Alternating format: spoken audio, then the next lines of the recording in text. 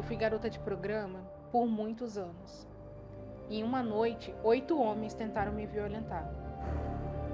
Meu nome é Rafaela Eudóxio e essa é a minha história.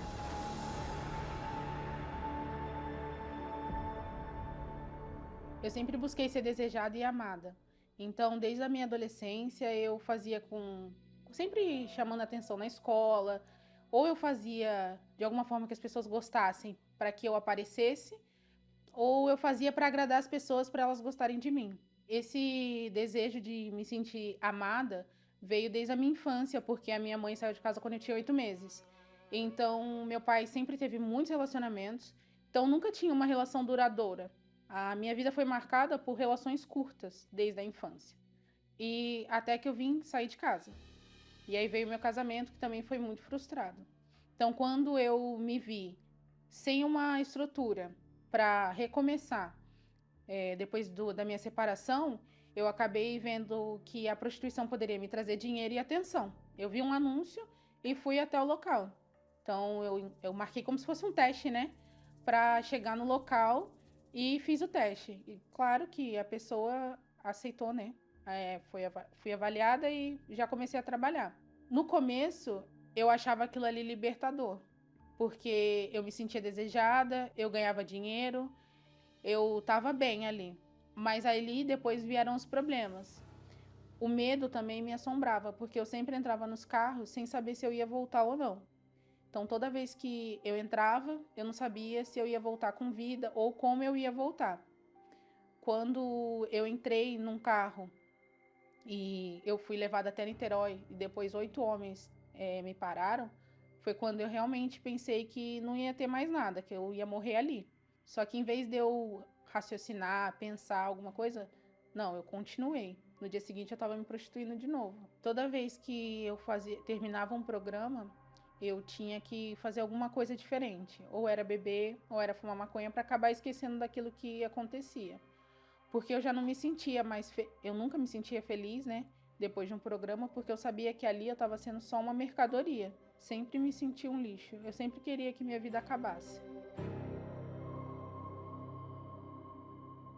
Como eu fazia ponto ali em Copacabana, o pessoal do IVG Night, né, um dia chegou até mim. Eu já havia visto elas antes, mas eu sempre fugia delas. Mas nesse dia elas vieram, conversaram comigo e foi um dia bem diferente, porque elas me falaram do amor de Deus, né? Falaram da grandeza de Deus. E aquele dia eu lembro que eu chorei bastante, elas me entregaram um livro, me abraçaram, fizeram uma oração por mim, mas mesmo assim eu ainda não tinha parado. Troquei telefone com uma obreira, né? E daquele dia em diante ela começou a falar comigo. A obreira Patrícia, ela passou de uns 3 a 4 meses ligando, mandando mensagem sempre pra mim, insistindo, né? E até que um dia ela me mandou uma mensagem, mas só que eu não respondi, aí ela me ligou. Eu tava na rodoviária já há 2 dias, sentada, eu não conseguia nem levantar e nem ir embora, né? Eu tava indo fazer um ponto de programa no Espírito Santo. E quando ela me ligou, ela até perguntou se eu tava indo viajar, e eu falei pra ela que não, fui até bem ríspida com ela, fui grossa, eu falei, viajar pra onde? Como?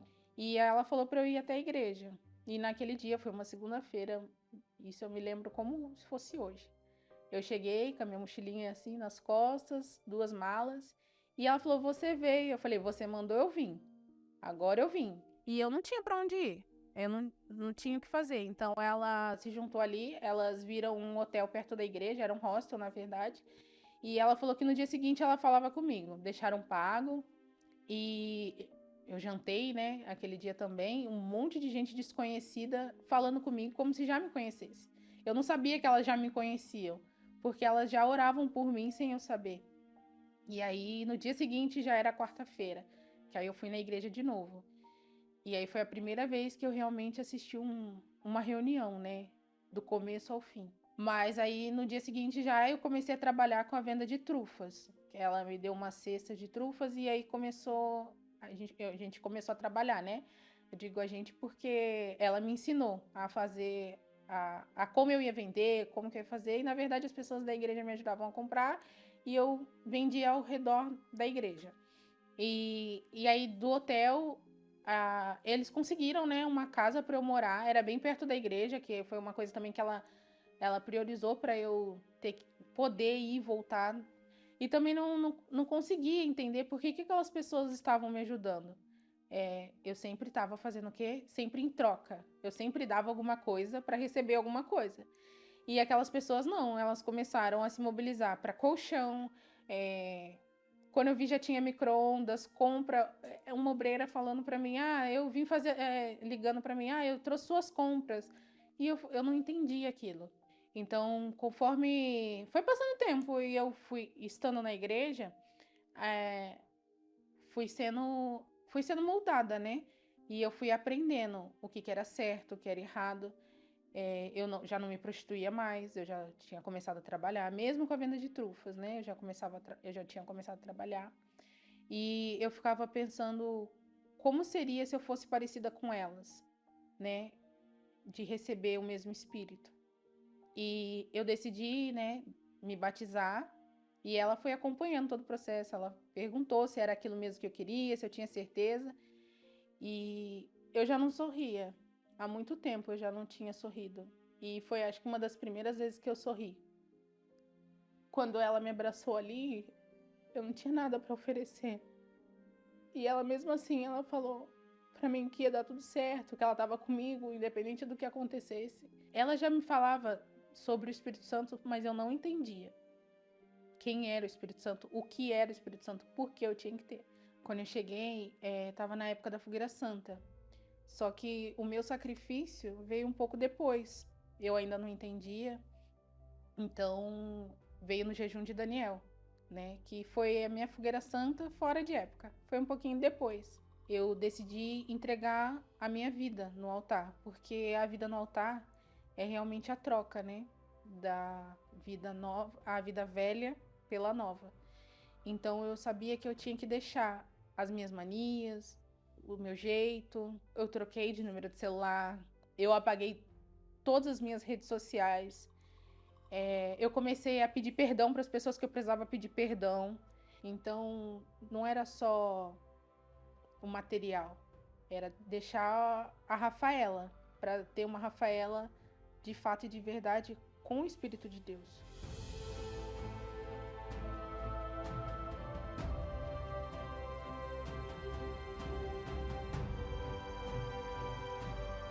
Então eu já desci com a certeza que Deus era comigo, com a segurança de que eu não precisava de mais nada. Na noite que eu recebi o Espírito Santo, eu estava sozinha dentro de casa, e quando eu fui completa naquele dia, eu nunca tinha me sentido amada. E Deus mostrou naquele momento que era comigo e que Ele me amava do jeito que eu era. Ali eu fui entender que sempre falo que eu era criatura, e ali eu passei a ser filha. Eu tava tão feliz, que eu não vou dizer que eu saí gritando, saltitando, não, mas aquilo ardeu dentro de mim. Não tem, só quem recebe o Espírito Santo sabe o que é ser abraçado por Deus. É como se a gente deitasse num colo que é inexistente, mas é existente. Então, não tem outra coisa.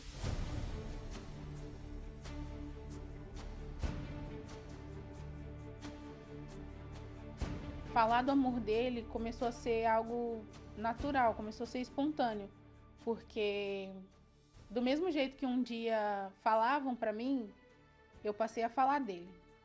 E Deus foi honrando cada parte da minha vida. Hoje, a minha casa, eu não preciso estar morando na casa de um e de outro, nem pedindo favor. Lá de trás, as trufas que eu vendia, eu nem imaginava que anos depois eu ia trabalhar com confeitaria, né? A obreira Patrícia, eu falo que ela pegou na minha mão para me ensinar eu falo que o beabá da fé. Então, ela é uma das pessoas mais especiais para mim.